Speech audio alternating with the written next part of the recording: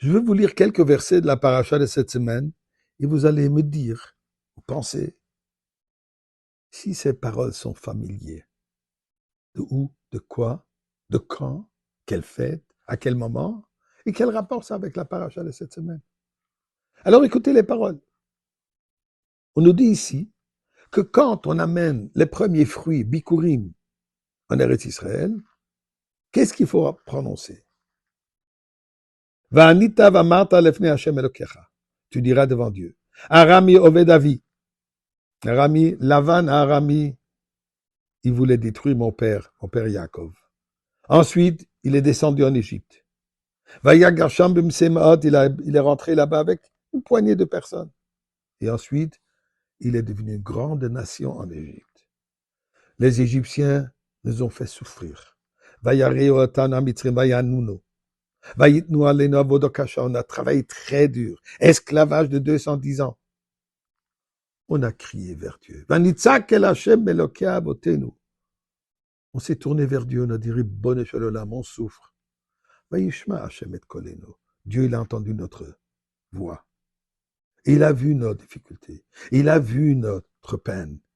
Et là, Vayotzeenu Hashem mimitzraim biyad chazaka. Dieu nous a libérés, nous a sortis d'Égypte, main forte. Et il nous a menés jusqu'à ici, jusqu'en Eretz Israël. Ces paroles sont familières. Eh bien, je vais vous rappeler dans quelques instants. Mais avant cela, disons merci à Kadosh Baruch Hu pour tout ce qu'il nous donne aujourd'hui.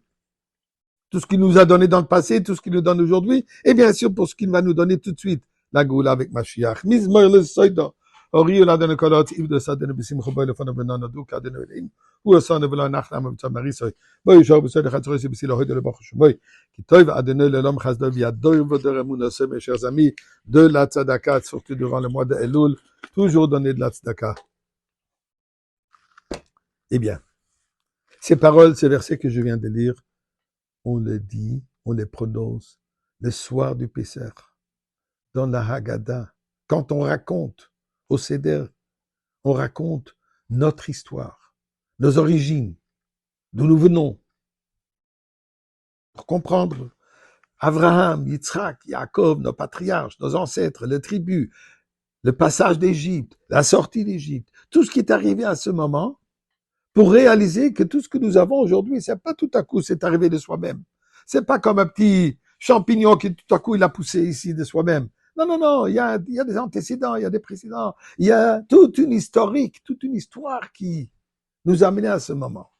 Et c'est ça ce que nous disons au Seder de Pessah, pour raconter notre délivrance. Ici, qu'est-ce qui se passe? À la mitzvah de Bikurim, quand on amène les premiers fruits à Dieu, à Yerushalayim, aussi on reconnaît longue histoire, qu'on ne prenne pas pour acquis. Voilà, on est arrivé en Eretz Israël, ça nous appartient depuis quelques moments. Non, il y a une longue histoire, que Dieu nous a promis ça depuis longtemps. Ça nous appartient depuis longtemps. Et on a bavé pour l'avoir, on a souffert pour l'avoir. Mais quel rapport avec le Seder? Intéressant. À quel moment est-ce qu'on a amené la mitzvah de Bikurim? Vous savez quand? 14 ans après la rentrée en Eretz Israël. 14 ans, ils ont attendu. Pourquoi faire?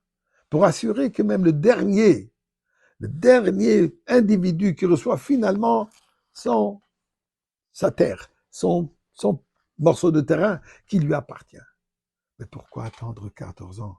Les premiers fermiers, ils ont les premiers fruits, dis merci tout de suite. Est-ce qu'on va attendre 14 ans avant de dire merci?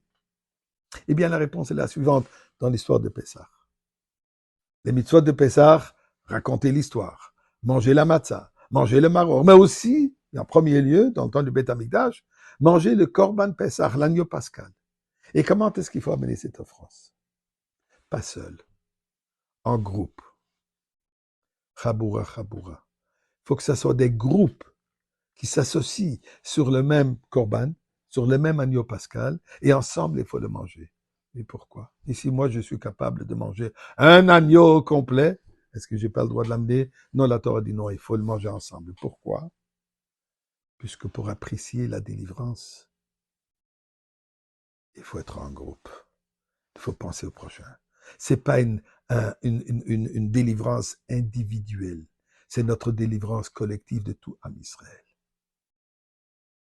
Dit la mitzvah de Bikurim. Nous devons dire cela avec un verset qui dit ensuite Vesamachta bechol hatov asher natan lacha Hashem Elokecha. Tu vas réjouir, tu seras joyeux avec tout le bien que Dieu te donne. Ulbetecha, pour ta famille.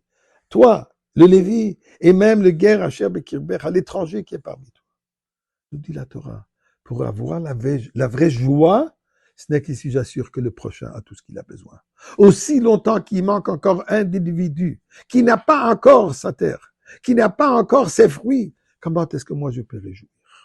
Et c'est pour ça qu'ils ont attendu jusqu'au dernier lien de Korban Pessah. La délivrance, c'est la joie collective. Ribbon Shalom, on attend déjà plus que 14 ans. Ça fait 2 millénaires qu'on attend. On est tous unifiés pour te recevoir au Beth Amikdash.